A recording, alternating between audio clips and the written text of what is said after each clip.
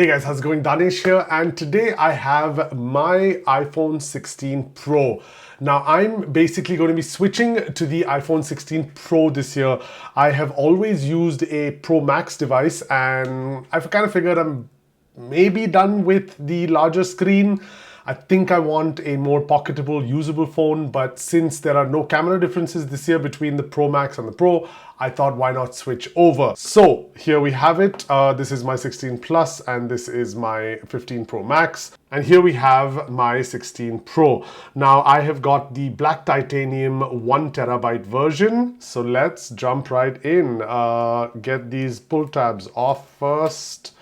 And I get that off, and here we have it. So looks almost exactly like last year. I don't know if this is a lighting thing, but in my opinion they look the exact same.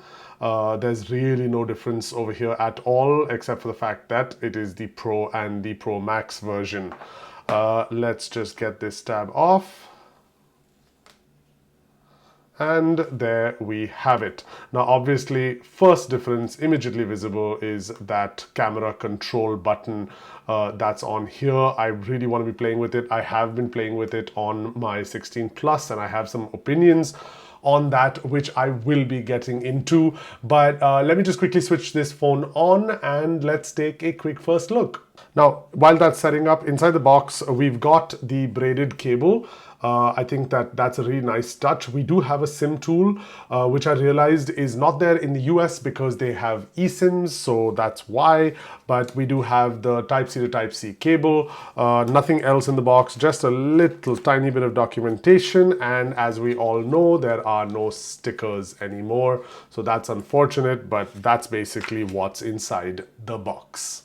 All right, so the phone is set up and let's get going. I have to say, Apple, what is the deal with this whole business of a skyrocketing number that looks like it's gonna take a day to transfer everything and then it just kind of happens? Anyway, here we are, phone's done. So obviously we have welcome to iPhone, finished setting up iPhone, and my apps are obviously downloading. And yes, I'm one of those people that keeps a completely black wallpaper, and as you can see I'm getting used to holding the smaller phone. But yeah, one of the reasons that I kind of switched over to this smaller size is because I was kind of done with the whole big size, and this one is 6.7, this is the 15 Pro Max, and I just kind of wanted to go down smaller because I didn't want to go larger. If I went to the 16 Pro Max I would have gone to 6.9 inches, which I just didn't want to. So I thought, hey, let's give this size a go. In terms of bodies, obviously there is a significant difference between the Plus and this one, and rather let's say the 16 and the 16 Pros. We have the titanium bodies, this is aluminium, but the regular model did get this new curved side from the Pro model, which I really like. So that's a good thing. We've got the SIM card tools, we've got the same buttons, and the action button comes to the 16 as well. So that's great for the 16. I'm now realizing that this is turning out to be a video complimenting the 16 series, which I'm really enjoying. By the way, I've had this for about 4 days now, and I will be talking about that. So if that's something that interests you, please do let me know what you want to know about the 16 series, or maybe the 16 series compared to the Pro, and I will definitely take a look into that. But while you're there, hey, support the channel if you can. If you like what you're watching, please do let me know, and I will try my best to create as much of it as I can. So coming back to these guys, one reason I wanted to show both devices is that the camera control, now while there's a lot of news out there about, oh relax guys, while there is a lot of news out there about the camera control and everyone's opinions, the camera control in my opinion is only and only going to work out on these smaller models because of this size, whenever my camera decides to focus. But yeah, basically holding it this way is much easier, holding it this way is much easier.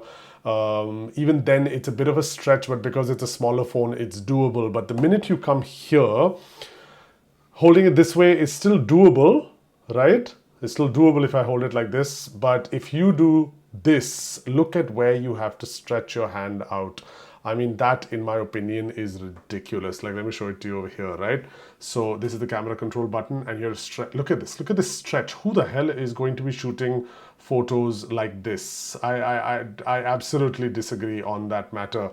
Whereas on the Pro model, on the smaller size, it is much more usable, and considering how camera centric my usage of the phone is, I thought that would be another advantage of having the Pro. I hadn't noticed that my light behind me had died, so for those of you who did, good job. 10 points. But listen, there's a lot more I'm going to be checking out as soon as this phone is set up.